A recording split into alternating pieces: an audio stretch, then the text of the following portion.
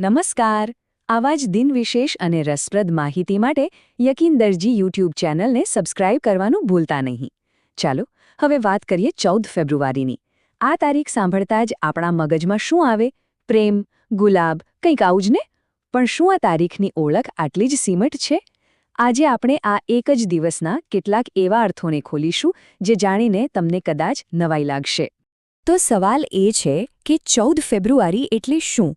શું એ ફક્ત પ્રેમ અને ઉજવણીનો દિવસ છે કે પછી આ તારીખના પડદા પાછળ બીજા કોઈ એકદમ અલગ જ અર્થો પણ છુપાયેલા છે? ચાલો શોધીએ. તો સૌથી પહેલાં આ તારીખના બે તદ્દન વિરોધાભાસી ચહેરાઓને જોઈએ. એક તરફ જ્યાં પ્રેમ છે તો બીજી જ તરફ એક ઊંડી, ક્યારે ન ભૂલી શકાય એવી પીડા પણ છે. આખી દુનિયામાં 14 ફેબ્રુઆરી એટલે વેલેન્ટાઇન ડે. સંત વેલેન્ટાઇનની યાદમાં ઉજવાતો પ્રેમ અને મિત્રતાનો આ તહેવાર છે. લોકો પોતાના પ્રિયજનોને ભેટ, સોગાદો અને સુંદર સંદેશાઓ મોકલીને પોતાની લાગણીઓ વ્યક્ત કરે છે. ટૂંકમાં આ એક ખુશી અને ઉમંગનો મોકો છે. હવે જો આપણે ભારતની વાત કરીએ તો અહીં આ દિવસનું એક બીજું રૂપ પણ જોવા મળે છે. ઘણી શાળાઓ અને સંસ્થાઓમાં આ દિવસને માતૃ-પિતૃ પૂજન દિવસ તરીકે પણ ઉજવવામાં આવે છે, જેમાં બાળકો પોતાના માતા-પિતા પ્રત્યે આદર અને પ્રેમ વ્યક્ત કરે છે. અને અહીં આ તારીખનો સૌથી મોટો અને દુઃખદ વિરોધાભાસ સામે આવે છે. જ્યાં એક તરફ આખો દેશ પ્રેમની ઉજવણીમાં વ્યસ્ત હોય છે, ત્યાં જ ભારત માટે આ દિવસ એક બ્લેક ડે એટલે કે કાળો દિવસ બની ગયો. એક એવી ઘટના જે દેશ ક્યારેય ભૂલી શકે એમ નથી. હા, હું વાત કરી રહ્યો છું 14 ફેબ્રુઆરી 2019ની. એ દિવસ જ્યારે જમ્મુ કાશ્મીરના પુલવામામાં આપણા CRPFના કાફલા પર એક ભયંકર આતંકવાદી હુમલો થયો.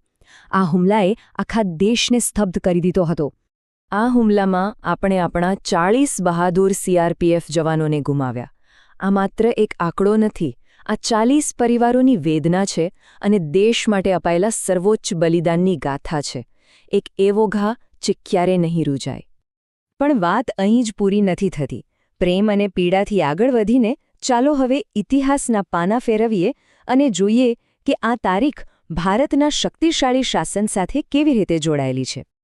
તમને જાણીને નવાઈ લાગશે કે 1483માં આ જ દિવસે મુઘલ સામ્રાજ્યના સ્થાપક બાબરનો જન્મ થયો હતો. વર્ષો પછી 1556માં મહાન સમ્રાટ અકબરે માત્ર 13 વર્ષની નાની ઉંમરે રાજગાદી સંભાળી હતી. અને વાત અહીં જ નથી અટકતી. આધુનિક ભારતના એક પ્રખર નેતા, પૂર્વ વિદેશ મંત્રી સુષ્મા સ્વરાજજીનો જન્મ પણ 1952માં આ જ તારીખે થયો હતો. તો આના પરથી એક વાત સ્પષ્ટ થાય છે નહીં કે આ તારીખ માત્ર કોઈ સામાન્ય દિવસ નથી, પરંતુ તે મોટા સામ્રાજ્યોના પાયા નાખવાની અને મજબૂત નેતૃત્વની શરૂઆતની પણ સાક્ષી રહી છે. ઇતિહાસ અને રાજનીતિથી હવે એકદમ અલગ જ દુનિયામાં જઈએ. ટેકનોલોજી અને નવીનતાની દુનિયા. અને અહીં પણ 14 ફેબ્રુઆરીનું એક ખાસ સ્થાન છે. જરા જુઓ કે આ તારીખે દુનિયાને કેવી રીતે બદલી. 1876માં એલેક્ઝાન્ડર ગ્રેહેમ બેલે ટેલિફોન માટે પેટન્ટ ફાઇલ કરી. પછી 1946માં દુનિયાનું પહેલું ઇલેક્ટ્રોનિક કમ્પ્યુટર ENIAC લોકો સામે આવ્યું. અને 2005માં YouTube.com ડોમેન રજિસ્ટર થયો. હા, એ જ YouTube જેના પર કદાચ તમે અત્યારે આ વિડિયો જોઈ રહ્યા છો. વિચારો, ટેલિફોન, કોમ્પ્યુટર અને YouTube. આ ત્રણેય આવિષ્કારોએ આપણી વાતચીત કરવાની, માહિતી મેળવવાની અને મનોરંજનની રીતને હંમેશ માટે બદલી નાખી. અને આ બધું જ 14 ફેબ્રુઆરી સાથે જોડાયેલું છે. તો અત્યાર સુધી આપણે પ્રેમ અને પીડા, શક્તિ અને શાસન અને ટેકનોલોજીની પ્રગતિની વાત કરી. હવે ચાલો આ બધાને જોડીને સમજીએ કે આખરે એક તારીખ આપણને શું શીખવી જાય છે. આખી વાતનો સાર એ છે કે 14 ફેબ્રુઆરીના 3 અલગ-અલગ રંગ છે.